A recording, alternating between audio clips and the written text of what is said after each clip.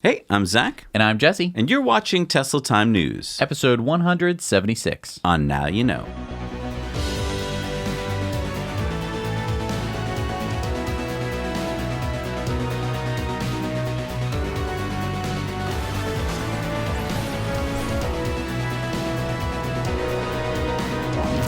Brought to you, as always, by our amazing Patreon patrons. We just added a new perk, on-air questions with Zach and Jesse uncut at the $4 perk level.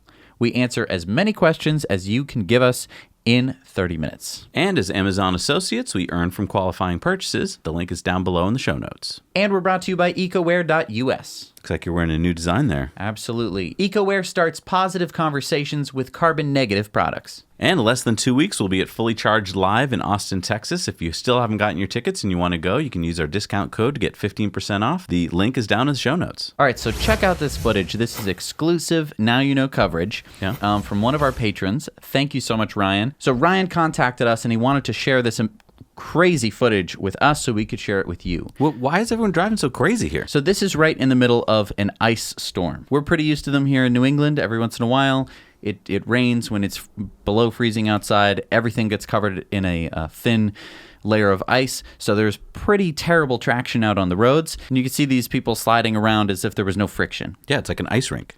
Exactly. All right, so Ryan said, this is my TeslaCam video footage of people driving too fast around me in an ice rainstorm that hit the Kansas City Metro a short while before sunup. All parties involved did a lot of slipping and sliding. The first vehicle on the driver's side of my car fared the worst by crashing into the guardrail and myself, and the other car to the passenger side of me didn't fare as bad, and we were actually quite lucky to not have collided given the circumstances. Initially, I could see the car behind me coming up too quickly, so I changed lanes, but the car continued to slide laterally on the ice as it fought to get traction.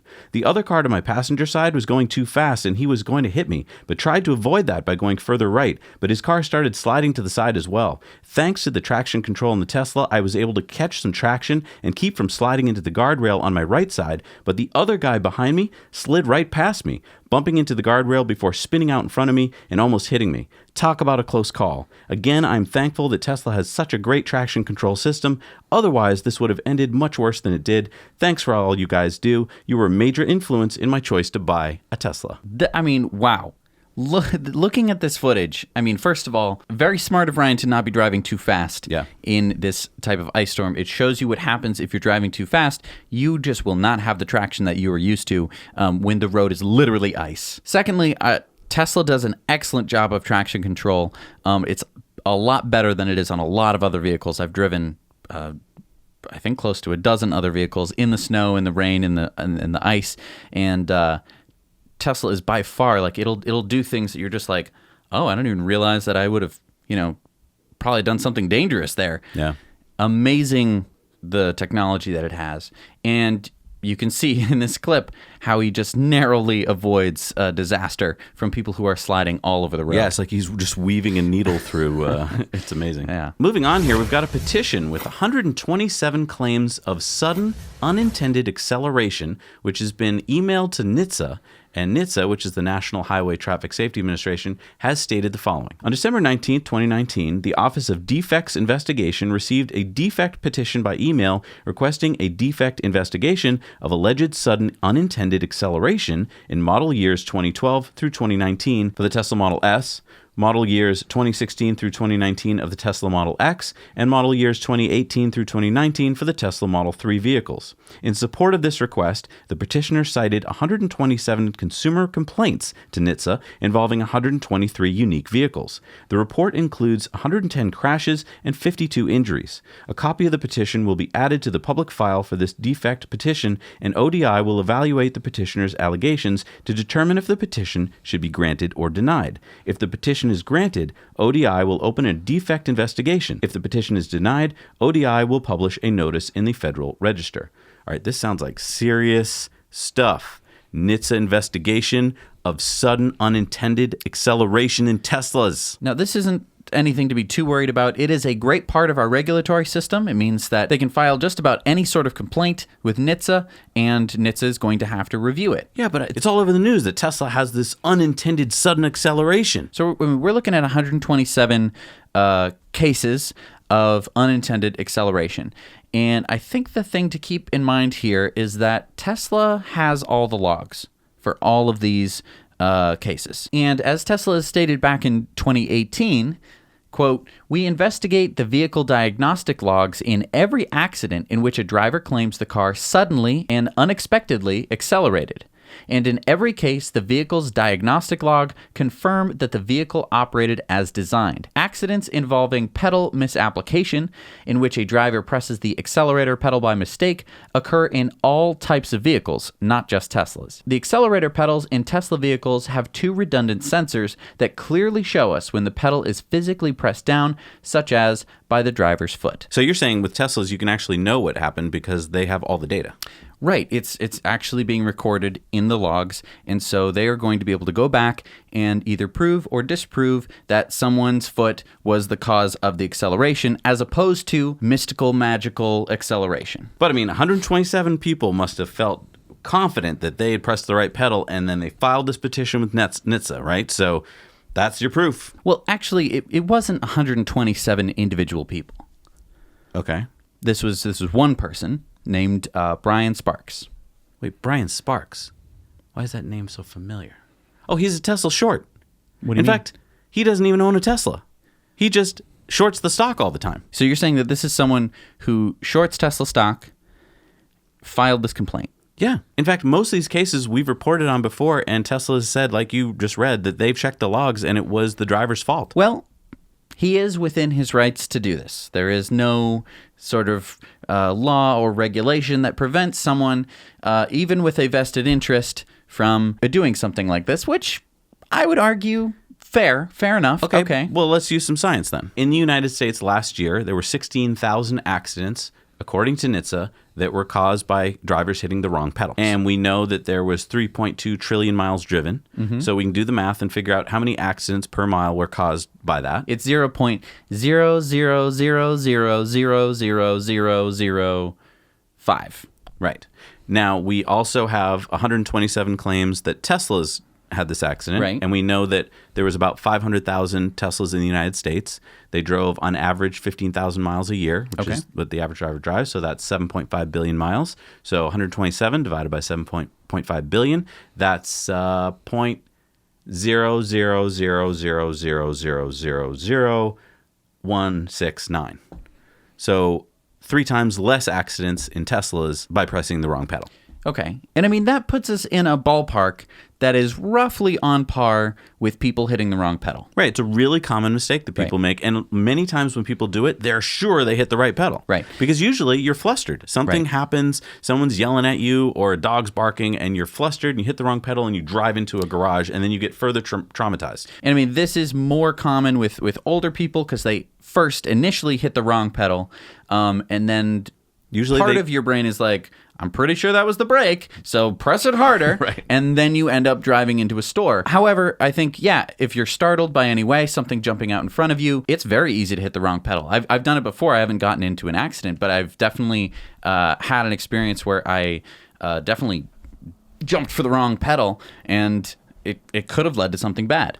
And I just want to point out that, many manufacturers have recalls for parts that are broken. If we look back at 2009, Toyota had a sticking gas pedal problem. They had to recall 9 million cars. That cost a lot of money. If it does turn out that Tesla has some kind of problem they need to recall, it can probably be fixed with an over-the-air update, which would be fast and would cost very little money to fix. Right. And the other thing I want to point out is that Tesla's already sent out an update. So all of the cars now have what's called obstacle-aware acceleration. You can turn that on or off. And we have a whole video we did about that here, which is basically if you have that on, the car will sense that there's stuff in front of it and it'll put you into a different acceleration curve. So you won't be able to accelerate as fast, which could save you from getting into an accident, which it did here in the video that we made. And I've experienced this as well, where obstacle-aware acceleration makes the gas pedal feel all spongy, and in that fraction of a second you go, I am going forward, so this is the correct pedal, but something's wrong. Should I be reevaluating? And it gives you a little bit more time because instead of zipping up to 60 miles an hour, it's ramping up the acceleration, and you're able to go, am I doing the wrong thing? And you can look around and either be like, yes, I am, or you could be like, oh, this is fine. I'm just very close to the guy in front of me. All right, so if you would like a way to get your friends to stop telling you about, oh, Teslas have that problem, huh? We've got a Clips channel where we're going to put this answer to them, and you can also go to our other video where we talk about the solution that Tesla's come up, which is the obstacle-aware acceleration. Right. So head over to Now You Know Clips. It has a lot of the same content that we have on here, but it's broken up into little clips. You may have noticed that this video is pretty long, and you don't want to share that with your friends, so just take this little clip and send it to them so that way you can shut them up talking about this ridiculous allegation from a Tesla short. For those of you on the waiting list for the Model Y, you might be wondering, when is it coming out? Well, we have some good news for you. The Model Y has gotten a vehicle identification number on NHTSA's manufacturer page. And CARB, which is California's Air Resource Board, has now released certification for Model Y's performance all-wheel drive, which should be the first model to market. And if you notice there in the column there, you get 4 ZEV credits for every Tesla you make. Well, not you, but Tesla gets. Tesla gets. And some more Model Y news. Pictures from a Japanese blog and attributed to Reddit shows what the third row Model Y seats look like.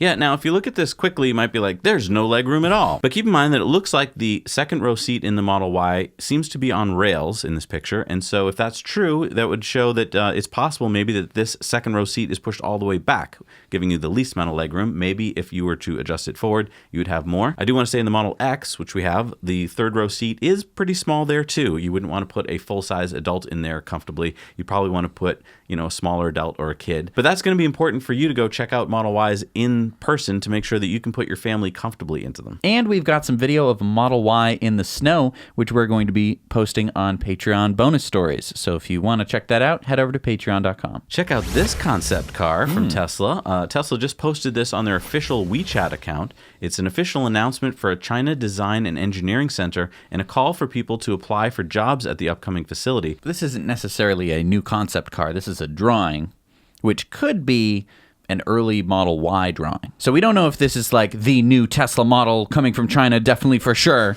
I don't think we're there yet, but it is definitely exciting that we're going to be seeing a Chinese design and engineering center. So there's been a lot of negative press about Tesla's self-reported safety numbers and an apparent huge drop this quarter. Oh, no. And I wonder what could have possibly led to there being more accidents. Okay, so Q4, what months are those? Those are October, November, December. December. December. What happens in December? In the United States.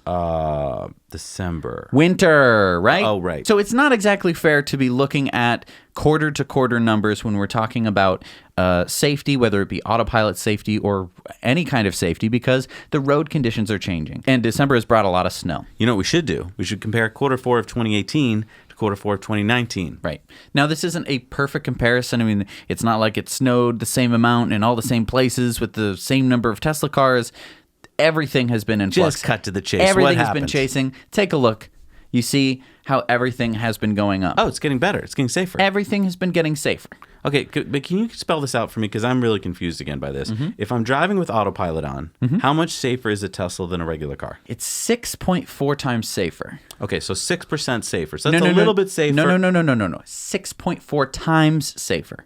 That's 640% safer. And that to not get into an accident. That's not even considering you getting into an accident.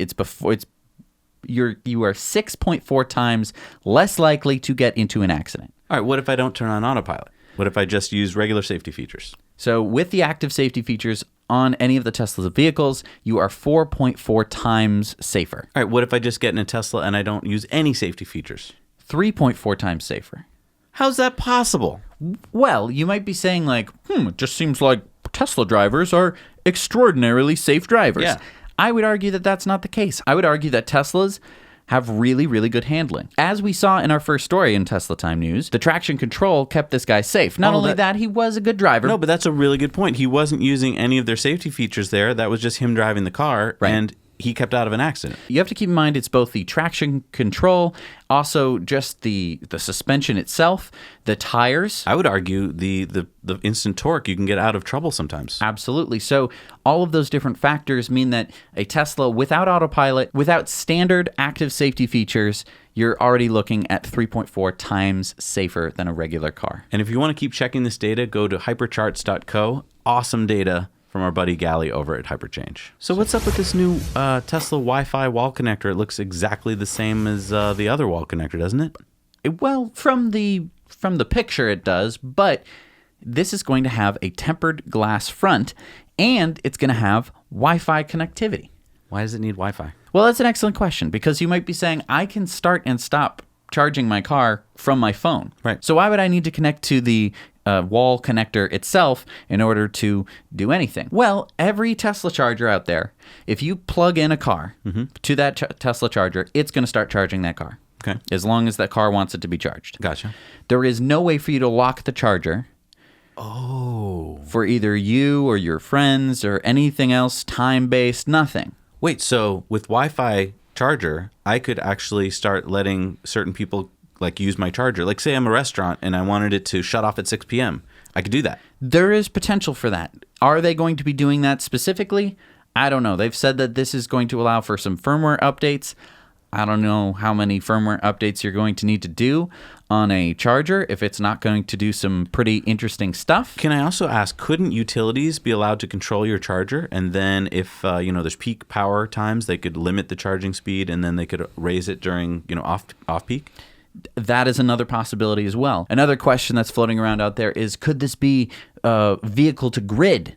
Could this be the box that's going to allow vehicle to grid? It doesn't seem likely because the V2G boxes that we're looking at currently are around $4,000. Yeah, and they have inverters built in. It seems like you would need something like that. However, Tesla could work some kind of magical thing. But I mean, this could enable time of use charging and billing, which is a huge thing if it will indeed allow that. Right. Now, the thing I don't like about this one, it has a shorter cable. The one we currently have is a 24-foot cable. This is an 18-foot cable. And I got to tell you, I like the extra 6 feet of cable in case you want to park in a weird way or someone's parked too close. You can get the cable over to your car. And I also don't like that this doesn't go all the way up to the 72 amp charger that the old wall connector used to do, which didn't make a difference for Model 3 drivers, but for specifically Model S and X drivers that bought the dual charger option on their car, it allowed for some pretty high rates of charge. But honestly, this is going to get you up to about 48 amps,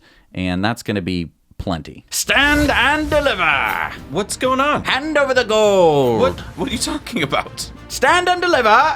What? Your money or your life! What are we talking about? We are talking about highway robbery! Why? Well, Ionity has just raised their prices 500%. Wait, what? That's highway robbery. So Ionity had been charging €8 for a DC fast charging session.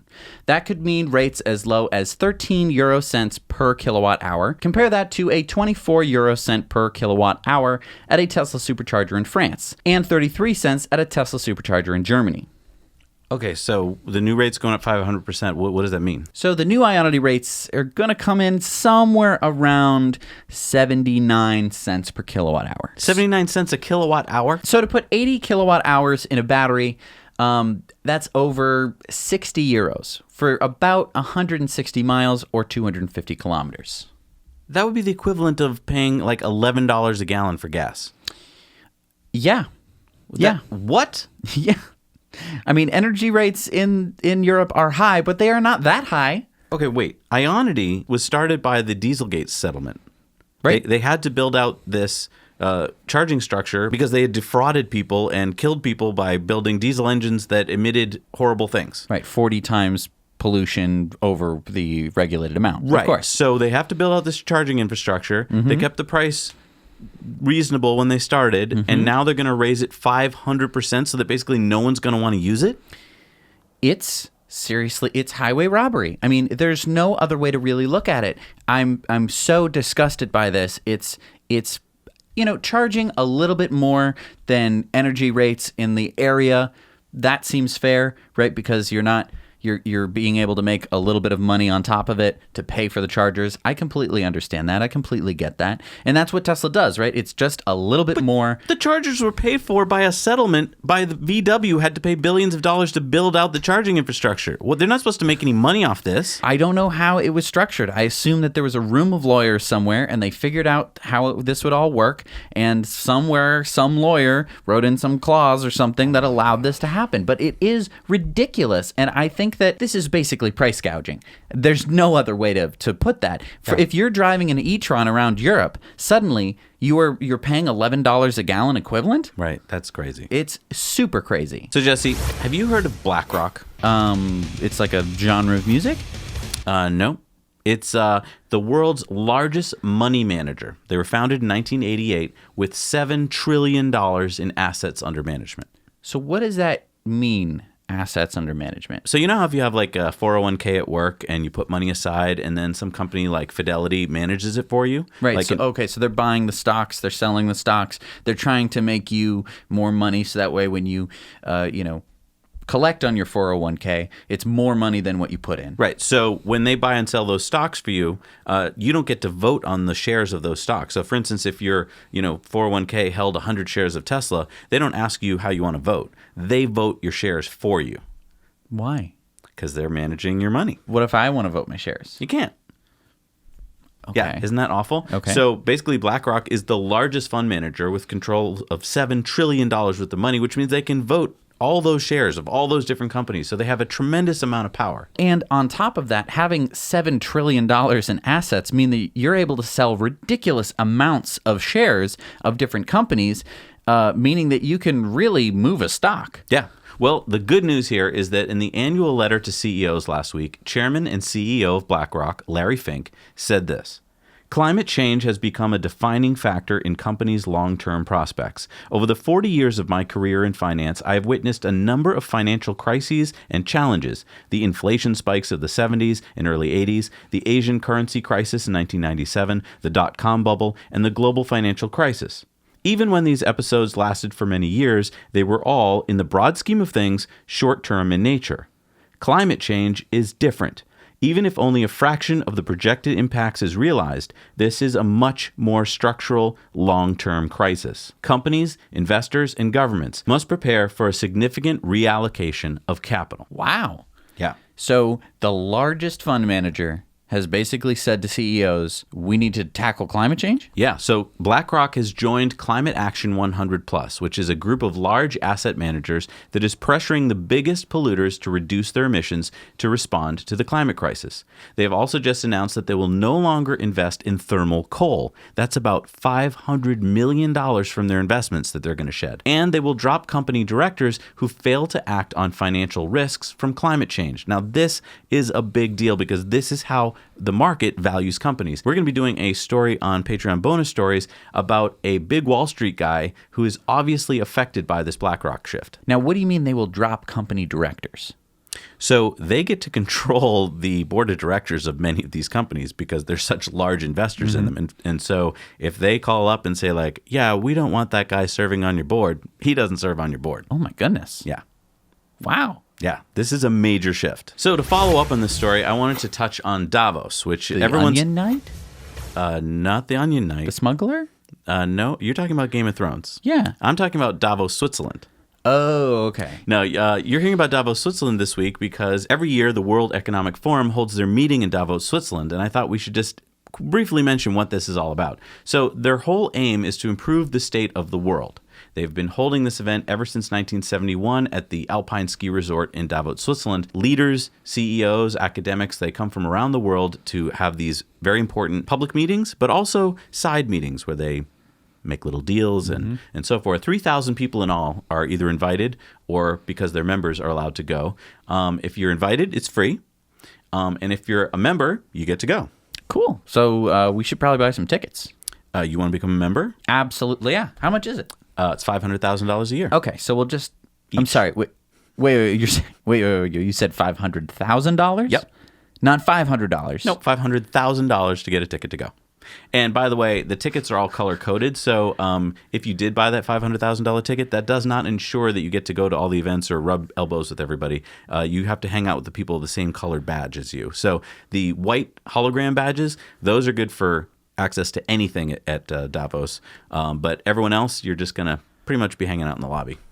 Wow. How has this not been in like a James Bond film? I haven't seen any movies where this is like, there's always like some kind of fancy thing, but there's never been this. Maybe because the people that control Davos control the movies. That's a good point. There's a lot of security there. I think the people in Davos control the people who control the people who control the movies. Probably. Yes. Okay.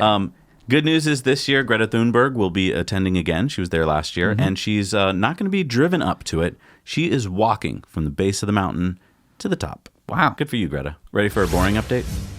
Yeah. Sorry, I was just zoning out. Yeah, what's up? So the Las Vegas Convention Center Boring Company tunnel project is going to be 2.8-mile long tunnels. You remember that?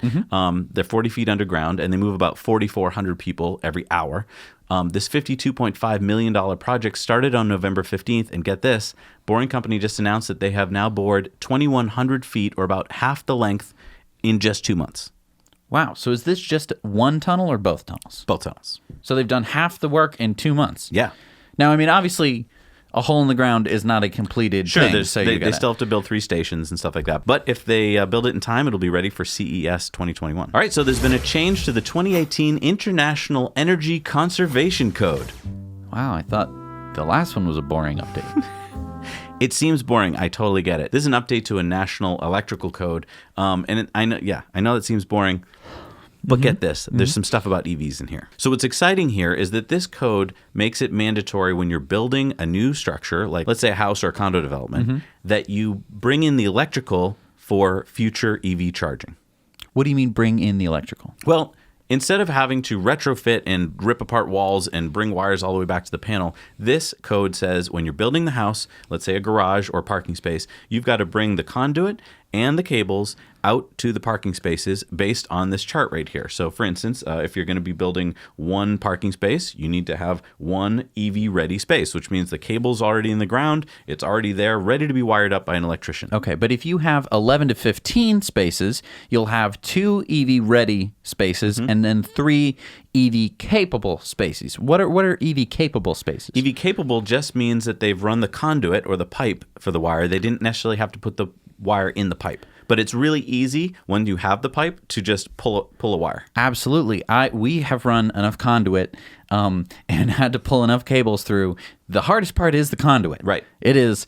And when you're building a building, putting in conduit is not hard. And the other thing is that at the panel, they already have to have the panel ready. There's got to be a spot for that breaker to go in. And that panel would have to have enough power to power the charger. Exactly. What is the minimum charger amperage? 40 amps. That's really good. Yes. That's a level 2 charger. That's a level 2 charger right there. Yep. So, I mean, half the states usually adopt this code almost immediately. And the other half usually straggle, take a few years to do it. But if you live in a city or town and you would like to adopt this sooner than your state, you can. You can get your building commissioner and selectman and mayor, whoever is running your town, to adopt this sooner, making it so that your town is even ahead of your state. Wow.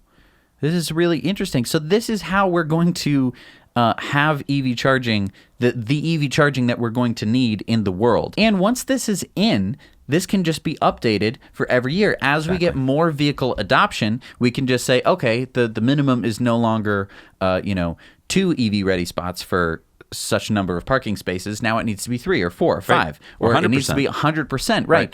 And the impetus behind this is because they saw a huge increase in electric vehicle sales. And they said, we're in charge of this code. We're going to implement this change. And you can see the thread as it follows along here. You have the Tesla Model 3 leads to more EV sales, leads to changes in code because of those sales, which is then going to mean that there are more EV chargers in the world, which means that it's going to be easier to adopt electric vehicles. And as soon as you adopt this, think of all the electricians in the country and the world who are going to go, wait, what? Why am I doing this? What is EV charging about? And they're going to learn about it. Because now you can look and see, running the conduit and running the cable through a building is not that expensive. No. And adding a charger is not that expensive. And so if you can be like, oh, and this makes it more attractive to people who buy electric cars? Interesting. Maybe we should do more than the minimum here. Exactly. Since we're already running conduit anyway today, let's throw in 3 or 4 more conduits. Just having the conduits there is so huge because as soon as you want to run wire through it, it's super easy. Yep. All right, it's time for some SpaceX news. So yesterday, Sunday, January 19th, SpaceX launched the unmanned in-flight abort test. What is that? So this is a test of 8 Super Draco thrusters that are on the Crew Dragon capsule itself. So this is the what is going to house astronauts on their way to the International Space Station. There are 8 rockets on that. Wait, what are the rockets for? So this is to simulate an emergency where it needs to shoot free of the Falcon 9, the rocket. So this is basically a rocket on top of a rocket. Wait, so why would you need to shoot free of the rocket? Well, if something bad happened to the rocket, either it wasn't getting you up into orbit or there was some kind of bad thing that was going on with the rocket, whatever it is, you want to get the heck out of Dodge. Okay. You want to get your astronauts out of there. And this is one way to do it. The Super Draco thrusters can move the capsule half a mile in 7.5 seconds. What? That is 0 to 436 miles an hour in 7.5 seconds. Wow. That's faster than an aircraft carrier, like launching a plane. Right. And it has more thrust than an F-16 in afterburn. Wow. So it is a lot of power, and it's to get the capsule away from the rocket, doing whatever bad stuff it's going to do. And then it was also a test of the parachute systems for the Dragon crew module. So after you do this crazy acceleration, you need to be able to deploy the parachutes and splash down safely in the Atlantic Ocean. And this test appears to have been successful. And I want to point out, there's been over 700 tests so far of Crew Dragon, and so this was pretty much the last test before we do what's called Demo 2, which is the mission that has the 2 astronauts, Doug Hurley and Bob Behnken, in the Crew Dragon going up to the ISS. Right. This will be the first privately made crewed spaceship to go into orbit ever. All right, what are they up to now? So this is a new segment that we're doing on the show to just kind of cover some of the stuff that's going on in the background. Usually it's stuff that we don't really want to talk about because it's not that important. But we thought we'd keep you abreast as to what's going on in the world of other car manufacturers. So Hyundai and Kia are investing $111 million in UK-based Arrival. Arrival makes that lightweight vehicle architecture tech, that we saw when we went to England and checked out their headquarters. They're also the owners of RoboRace, which we visited in October. You can check out our video where Jesse got to drive in a RoboRace car. Aston Martin just canceled their Rapid E. Remember that car? Well, no, they never made it. It was going to be that they were going to make 155 of this car, an 800-volt, 65-kilowatt-hour battery pack using the 18650 cells. It was going to have 2 rear motors with tremendous torque, 950 newton meters. Now it's just a research project. Okay, well, way to drop the ball, Aston Martin. I mean, not that it was too impressive sounding to begin with. Lucid Motors will be unveiling the Air electric sedan in New York City in April. They are busy building their factory in Arizona, and they're well underway with $1 billion from Saudi Arabia pumped in because remember they hit a little snag there for a while, which slowed them down. But currently, they're hand-building 80 beta prototypes for testing at their California headquarters. They say that full production is still slated for the end of this year. Interesting. Maybe we can get like a ride in the unveiling in New York. I would definitely want to ride in one.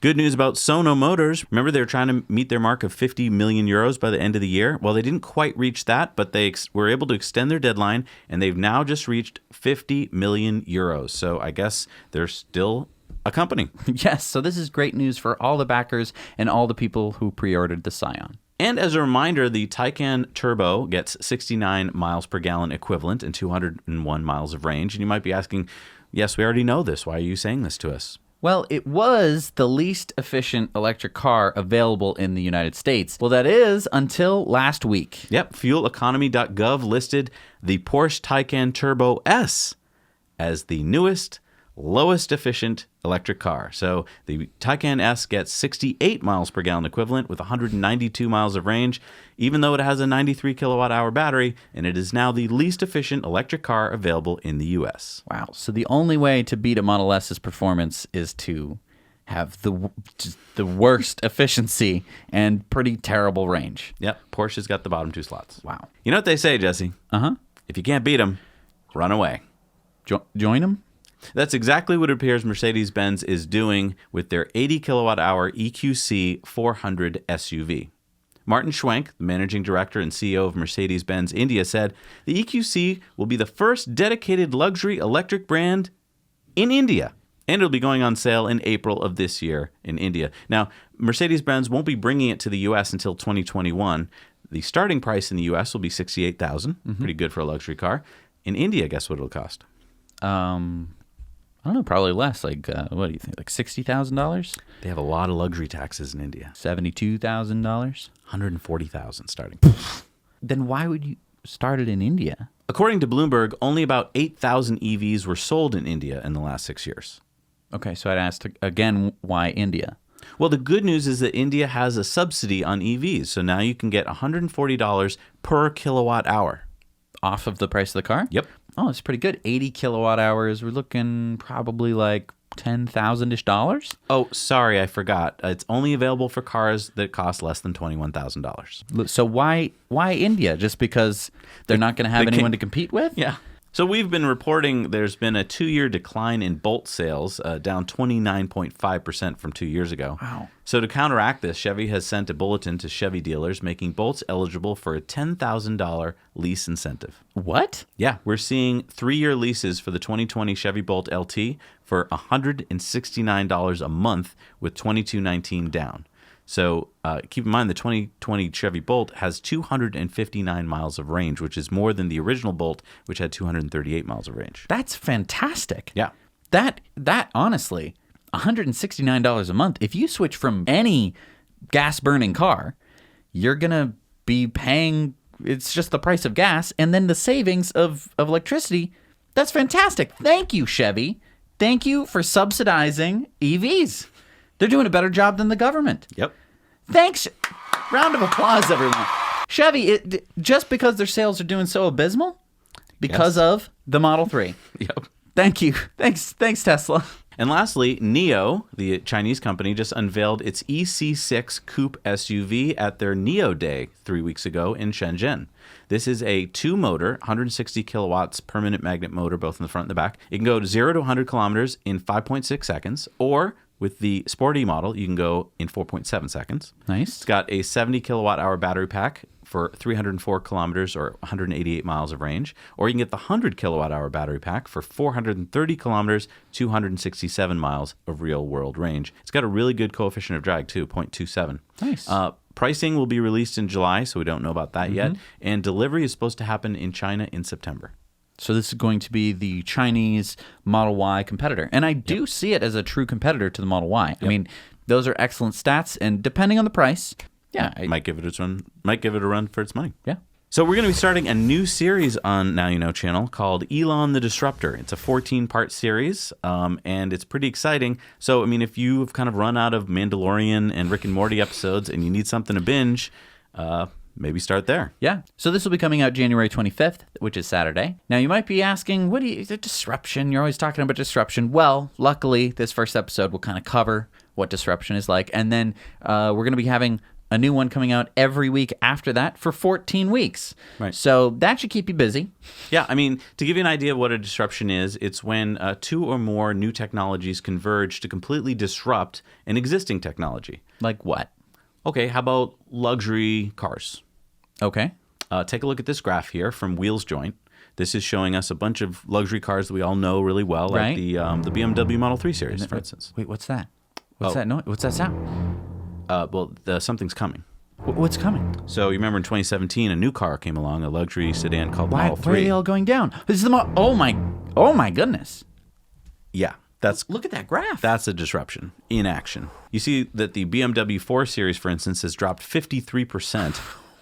It's cut in half. And we can't really put what the percentage for the Model 3 is because it went from 0, so that would be, infinity. But it's just incredible. As Wheels Joint said, a sudden downward shift in all the vehicles can be clearly seen in the chart after mass production of Tesla Model 3 kicked off in 2018. The downtrend is further extended in 2019. Right. You can see where the Model 3 kind of got unveiled, and people immediately were like, well, I'm not going to buy a new car now. I want to wait and see what this thing's like. Right. And then you see the Model 3 sales absolutely skyrocket.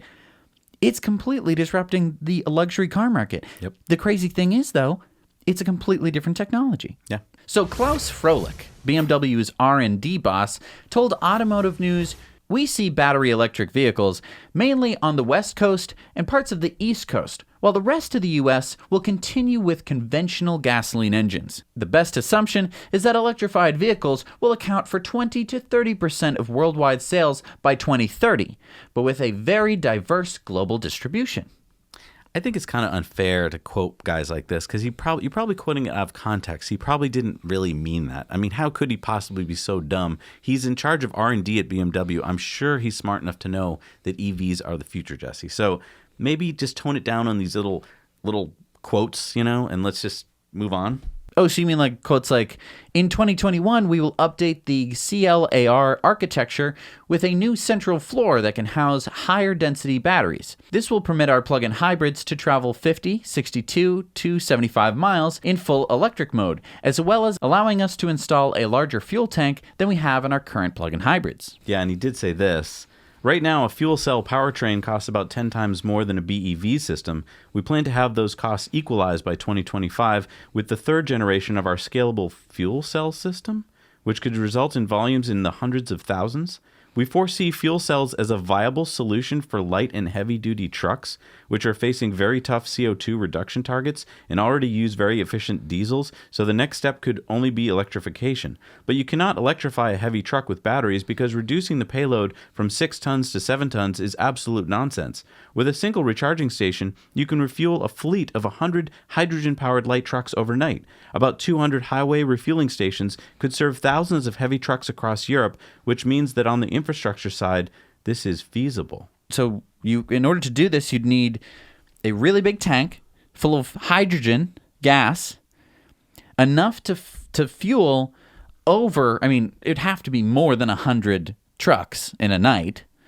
So really, really big hydrogen tank? I want to go back to hydrogen for a second. It gets talked about a lot by, certain companies like this is the answer to the future. And there's a reason for that. And the reason for it is that you can take natural gas, which costs nothing, right? Basically nothing. When they frack for oil, they get this natural gas. And they don't know what to do with it. What you can do is you can take the hydrocarbons, strip off all that hydrogen, and you're left with a bunch of carbon dioxide. Who cares? Carbon dioxide. You can breathe it. Yeah, who cares? You get cheap hydrogen. And then you get cheap hydrogen. But I want to talk about, let's imagine that you can magically just get the hydrogen for free, okay? And that it was wonderfully made. You can do it sustainably. Sure. There is electrolysis, but it's not that efficient. But I just want to go to once you have a tank full of hydrogen. Now you have a tank full of hydrogen. It's one of the most explosive substances that we know of. You put it in a pressurized tank, and you keep that in one place so that you can fuel all these trucks or cars. Who's, first of all, is going to want to live near that tank? Because anything goes wrong, it's going to blow up.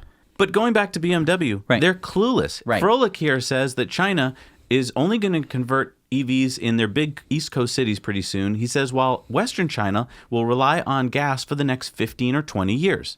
Europe, he says that he favors plug-in hybrids over EVs. And he said that plug-in hybrids, which will replace V8 vehicles, will account for about 25% of European sales. Another 25% will go to BEVs, and half or more will be shared by gas and diesel. Then in the U.S., he says most of the U.S. does not need BEVs. He sees an adoption mostly on the West Coast and parts of the East Coast. The rest of the U.S.? Status quo. But get this, BMW said that fuel cell versions of the X6 and the X7 are now in the works. Goodbye, BMW. Yeah. It's really been nice knowing you. It's really disappointing to see a company just implode like this. I really don't see hydrogen fuel cells taking off. I'm putting my name on that. I could be completely embarrassed by this in the future. If hydrogen fuel cells have taken off and I look like a complete buffoon, I'm not going to be upset because it's not more efficient than a battery electric vehicle. Right. And until I see otherwise, that's my opinion. So in a memo to Tesla employees, Tesla said the calculation used to bill for supercharging has been updated. Owners will also be billed for kilowatt hours consumed by the car going toward the HVAC system, battery heater, and other high-voltage loads during the session. Previously, owners were only billed for the energy used to charge the battery during the charging session. So this is No, we're going to be charged more money. That's like 30 cents. Only in a really cold climate. I mean, what? I mean, this is smart. Tesla should have been doing this from the get-go, But again, imagine. news articles that I've seen make it sound like Tesla's doing something unimaginable. Right, almost like they're raising the price by 500%. Looking at you, Ionity. Right, this is no big deal. They've been giving us a subsidy basically since the beginning, and now they're just asking for the fair share of what we use in energy. Right. Thank you, Tesla. Yeah. And now some more Tesla news. Electrek is reporting that Tesla is now producing a Model S and X battery pack that is 85 kilowatt hours. So why is this interesting? For the last year or so, Tesla has only offered 100 kilowatt hour battery packs in the Model S and the Model X. So why would they be producing 85 kilowatt hour packs? Yeah, I mean, it showed up in their publicly available catalog, so it seems like it's real. And we even saw this in a customer who got his 75 kilowatt hour battery pack replaced with an 85 kilowatt hour battery pack. Why would they do that? So Tesla is all about trying to maximize their production, especially since the Model 3 came out. They've really simplified a lot of their manufacturing. So just make 85 kilowatt hour packs. We'll probably be able to save more money than trying to make 3 different packs. You know, we're going to save some cells here, we're going to save some cells there. It doesn't really matter if you have to switch lines constantly. Just keep the production line going, making the 85 kilowatt hour packs. And then it's a nice upgrade for anyone who's getting a battery replacement. Or I was thinking they would just software limit it. So GM has named Dane Parker as its new Chief Sustainability Officer, which is a newly created position at GM to oversee GM's net zero emission goals. Parker said that GM's transition to electric vehicles is key. Yeah, and GM Chairman and CEO Mary Barra said, "Climate change is real. This is indisputable, and we take the challenges it presents seriously. The transportation sector must be part of any credible climate change solution, and Dane's leadership, experience, and passion will help us meet these challenges head on. Focusing on EVs remains a key measure of our commitment, but it's also important to recognize the role our facilities play in enabling our vision of zero emissions." Wow, that's great. They're This talking is about great. EVs. They're talking about making sure that the facilities where they produce the cars are being, they're being made sustainably. That's wonderful. And they got this guy in here. That's great. That is great. Except, are they talking out of both sides of their mouths? What do you mean by that? Well, GM President Mark Gauss said last month, "Diesels don't get enough ink these days. This is really in the wheelhouse of people who want it. They really don't care about the car diesel scandal that went on." I'm sorry, what? So he means they don't get enough ink, like they don't get enough press because diesels are bad. That's what he means, right? Like, because of the diesel scandal. Well, he's saying the diesel scandal's really bad. We should continue to talk about what a outrageous, disgusting mess that was. I don't think that's what he meant, because GM will soon start selling first-time diesel versions of the Chevy Tahoe and Suburban and the Silverado pickup. Basically, the Dieselgate scandal was, I think, hardest felt in Europe. Yeah. Because Europeans were like, we were really sold on this diesel thing, and then you lied to us. And in the U.S., diesel wasn't as... We didn't hear as much about it. It was only the environmentalists who were like, diesel puts out less CO2 per mile. And so those people were like, great, a clean car. And then when the Dieselgate scandal happened, they sold all their cars because they were like, this, like, I can't believe you did this to us, Volkswagen. I'm never buying a diesel again. But that was a small subset of the United States population. Right. The sad thing is that diesel-powered cars are outselling electric cars 2-to-1, and there are 40 diesel-powered vehicles either here now in the U.S. or coming soon. All right, it's time for our video contributor stories. We've got our friend Paul in Taiwan.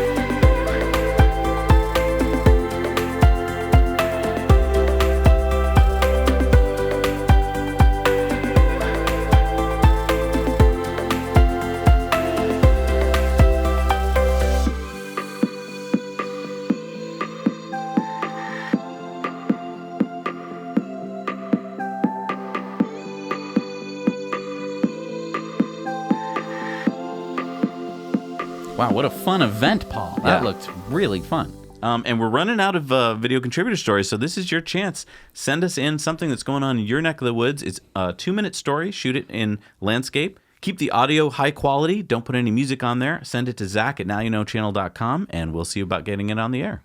All right, it is time now for the Patreon bonus stories. This is my favorite part of the show, but unfortunately, you guys don't get to see it. You have to head over to patreon.com, search for Now You Know, and support us for as little as $1 a month. That is less than the price of a coffee for a whole month. That's like if you only needed to drink one coffee every month. And it was a really cheap coffee. Pretty cheap coffee. I haven't seen $1 coffee. Well, you can get coffee for like 69 cents, but it's like a small... Yeah. Anyway, head over to Patreon. We have lots of other fun perks, but you will always get access to the Patreon bonus stories if you support us for $1 or more. We're going to go record that, and we'll be right back.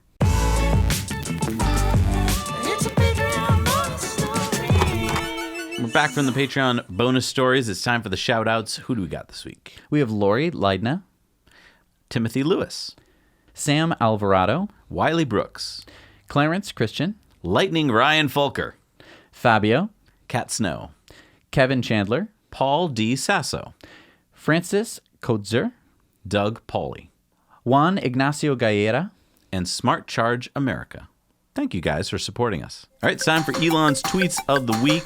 The first one is about the albedo of the Starlink satellites, because if they reflect too much light, that makes it hard for astronomers on Earth. Mm-hmm. And Scott said, I hope these have the new low albedo paint. The last lot have really caused a lot of problems for astronomers. And Dark Energy said, the last lot already had one satellite with that change. They'll introduce those changes gradually to test it. Once they fully introduce the new ones, they can easily replace those that are already up there, doing harm to astronomers, but just deorbiting them and replacing them. And Elon said, exactly. We've had good discussions with leading astronomers. One way or another, we'll make sure Starlink doesn't inhibit new discoveries or change the character of the night sky.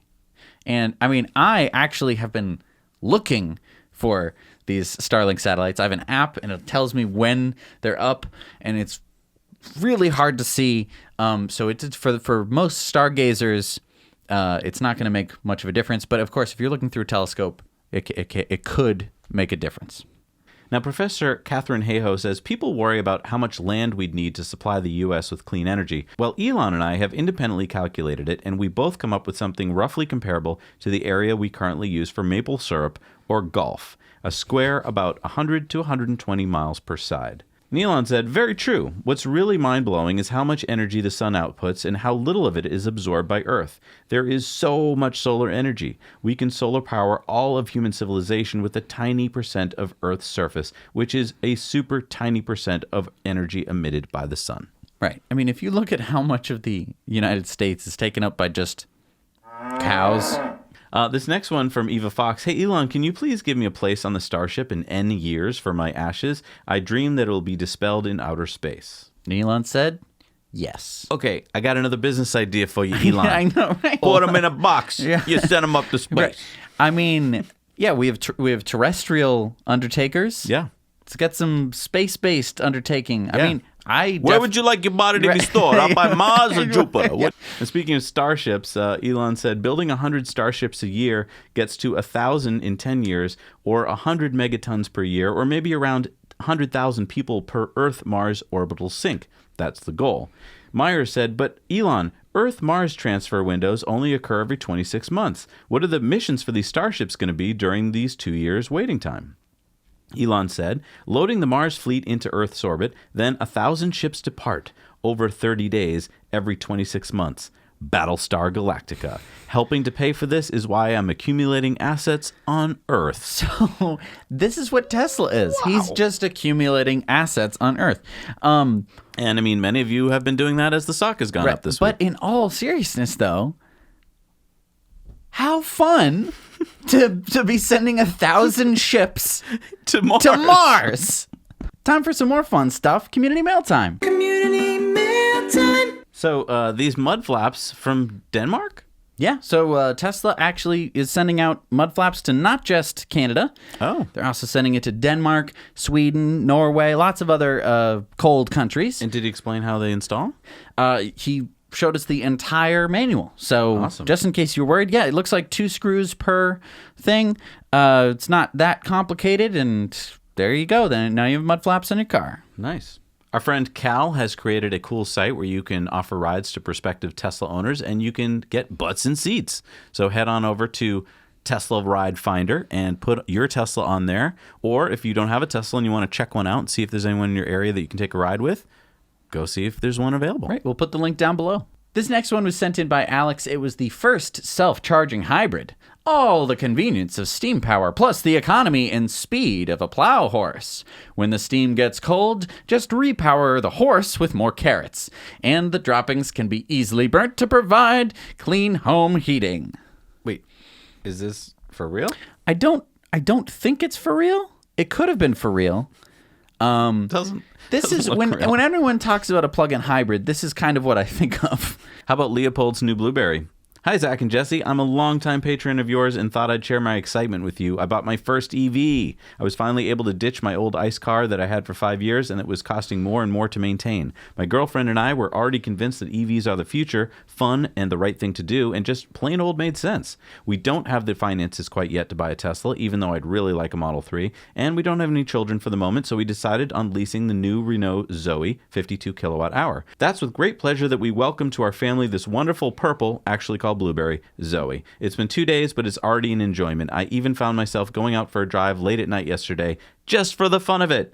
Wouldn't never have done that in my old car. Thanks a lot for everything you do. Your shows are a big highlight of my weeks. Go EVs, go Tesla, go Elon, go future, and long live Now You Know. All the best from Lyon, France. Well, thank you. Going out for drives in an electric car is something that you are going to be like astounded with when you first get it. You're going to be like, I want to go for a drive. Yep. And I want to just see what I can see. This is from our friend Gad, who works for the Africa NEV, and they conducted a survey of 23 countries in Africa, and here are their conclusions. Take a look at this chart here. This is from an African country. Let's say this one's Algeria, right? And it shows that a Model 3 going 100 kilometers, that's how much it costs to charge it. That is not a lot of money. All those other cars, like, there's a Mercedes on there, there's a Land Cruiser, that's how much it costs to charge them. Now, you might say to me, well, that's just Algeria. Well, take a look at this. There's 22 more countries. All of these countries, it's cheaper to drive a Tesla Model 3 than it is any of these other cars. Wow. And it was interesting to learn here, there's about 1 billion people in these 23 African countries. Wow. 400 million of them have access to electricity. That's only 40%. The other 600 million have no access to electricity. But here's the thing.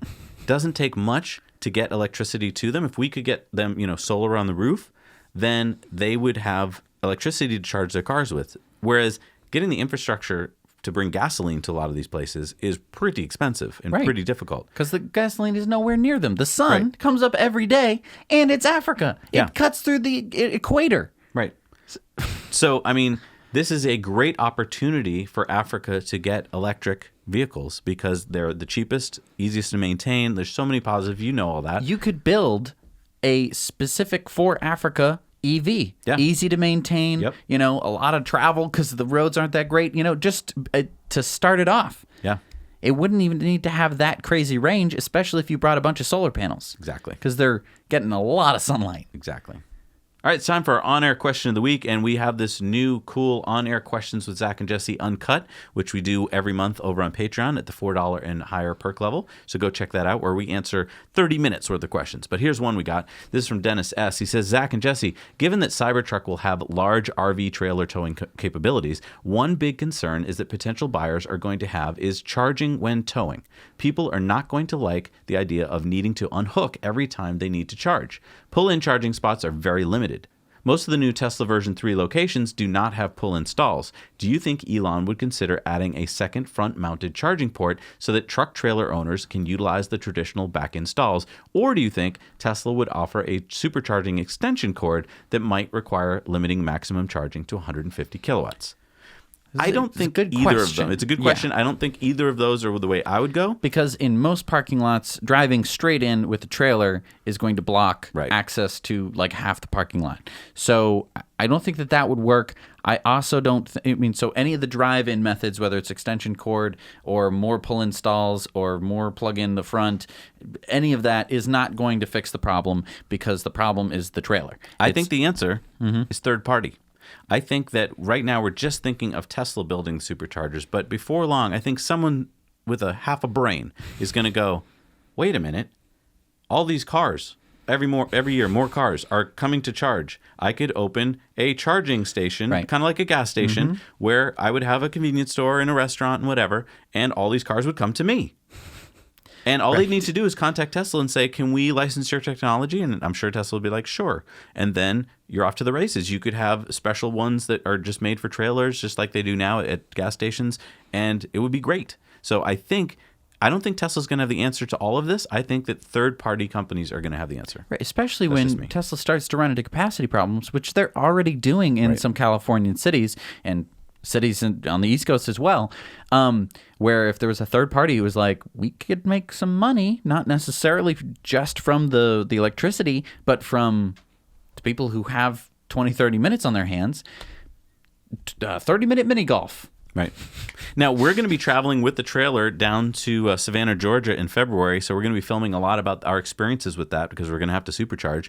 And we've already done a test, and, we'll be showing you a lot more about that. All right, it's time for the results of our Patreon poll. The question was, how do you feel about an electric Hummer? And most people said, nope. Nice that it's electric, but I don't need such a big vehicle. And other people said, pickup truck, eh? Too bad I already have a Cybertruck reservation. All right, it's time for Supercharger Reviews. This is sponsored by our friends over at EvanX. Looking for an awesome accessory for your Tesla? Check out EvanX and use our discount code to save even more. Hey, this is Tommy. And sit in.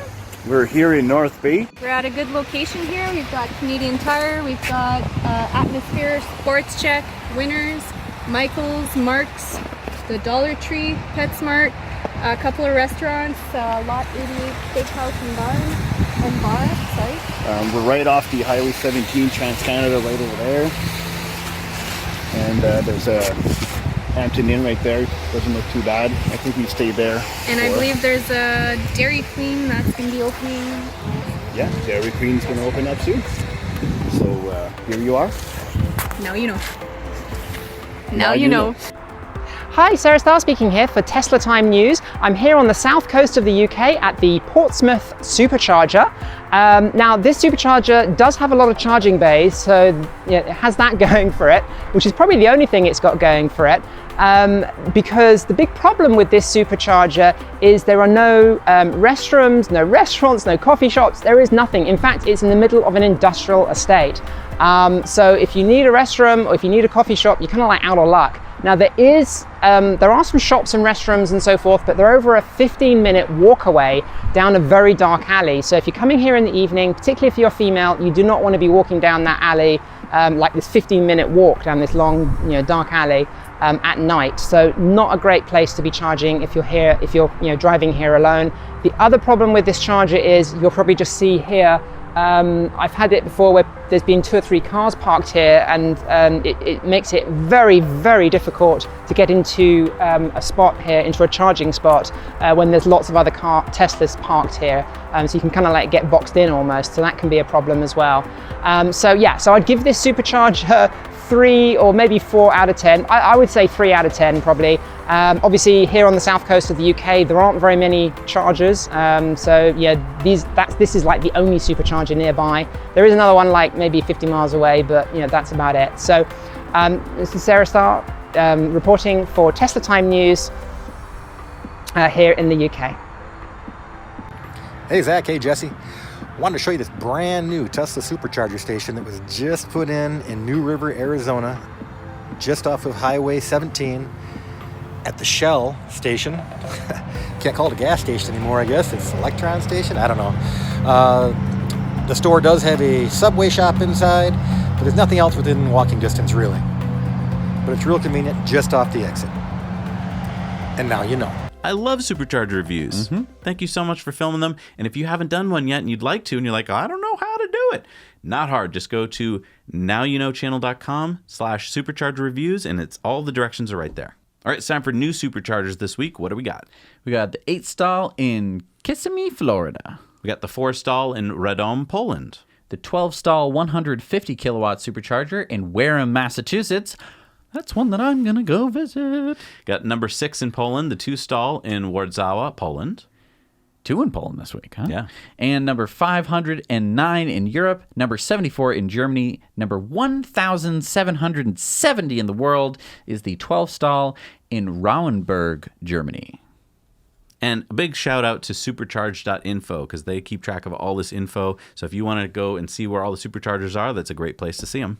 All right, it's time for our Patreon giveaway. Now, to get into this big basket of fun, you have to become a Patreon, and the more you support us, the more times you get put in the barrel. So who's our winner going to be this week for an EcoWare t-shirt? Here we go. Bonnie Pernick. Congratulations, Bonnie. You just got yourself an EcoWare t-shirt where you get the tea, we plant the tree. That's our job. We planted over 1,000 by now. Awesome. Isn't that cool? And you made it to the end of the show, and I would just want to do a big plug here for our new Elon the Disruptor series, which is starting on Saturday. So hope you guys go and clear enjoy it. your whole Saturday schedule. If there's soccer games going on, just say nope. Well, it only takes it's only 8 minutes long, so it's not like you need to just clear 8 minutes of your schedule. Just 8 minutes. That's all it takes. So just a long bathroom break. There you go. You're like something's sitting with me kind of weird. See you guys later. Do one of those. And is their schedule so tight that that's the only way they can watch us? I don't know. Clearly not if you've watched this entire episode. But thank you so much for doing so. We really appreciate it because we'd go crazy if we didn't do this show. Yeah. And if you want to support us and you want to go check out Masterclass, we're really big fans of it. I've just been watching a new person they've got on Masterclass this week. David Sedaris is on there.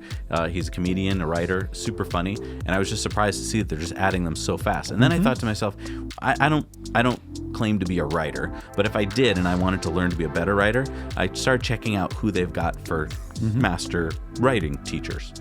So there's David Sedaris. There's David Baldacci, who's a famous novel writer. Dan Brown, who wrote The Da Vinci Code and other amazing ones. Judy Blume.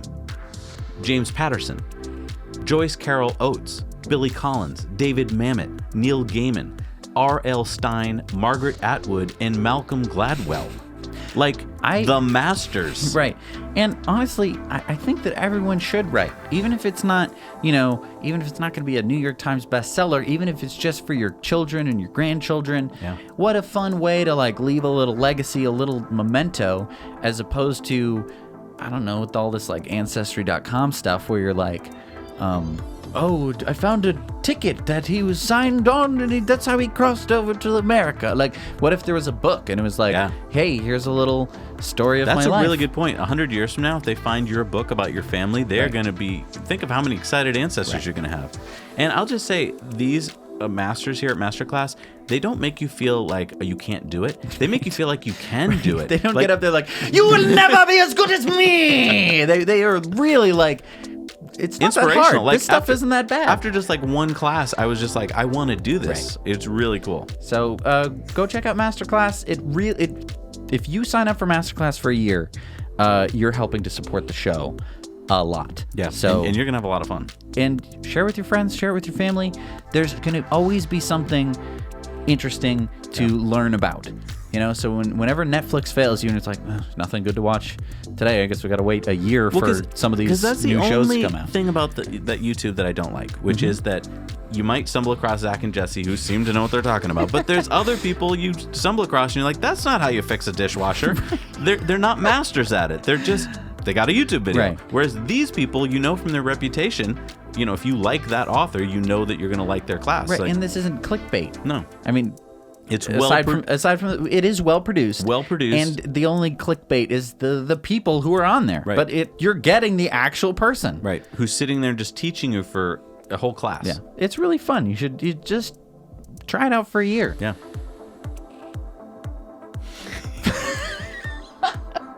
That's it. That's the end. We're done. I think we've been here for 4 hours, so this chair is very uncomfortable. I know, right? Oh we my could God.